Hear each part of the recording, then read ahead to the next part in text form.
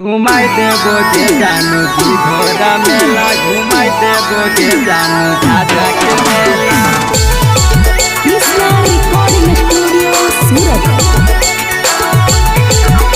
घुमाई देबो के जानू की घोड़ा मेला घुमाई देबो के जानू की घोड़ा मेला घुमाई देबो के जानू झाझा के मेला।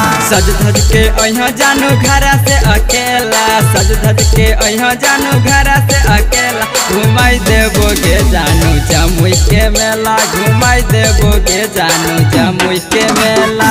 सज धज के अहिया जानू घरा से अकेला सज धज के अहिया जानू घरा से अकेला घुमाई देबो के जानू की धोरा मेला घुमाई देबो के जानू झाझा के मेला।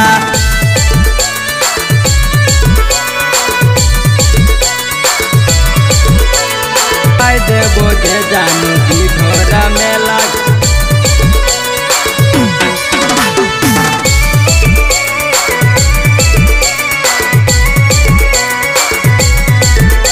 घुमाई देबो के जानू की घोड़ा मेला घुमाई देबो के जानू झाझा के मेला।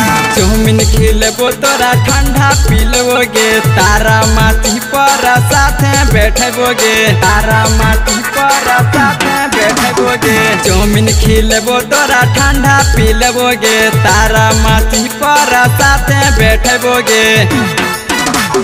दुर्गा माई से दर्शन देबो कराएगे दुर्गा माई से दर्शन देबो कराएगे घुमाई देबो के जानू की धोरा मेला घुमाई देबो के जानू की धोरा मेला।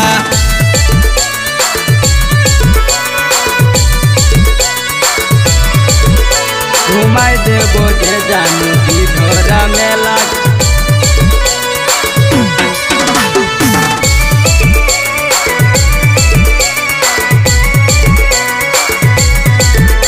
घुमाई देबो के जानू की घोड़ा मेला घुमाई देबो के जानू झाझा के मेला। सखी सहेली से रहत हट के फोटो खींचबै गे झुलुआ पर सट के फोटो खींचबै गे झुलुआ पर सट के। सखी सहेली से रहत हट के फोटो खींचबै गे झुलुआ पर सट के।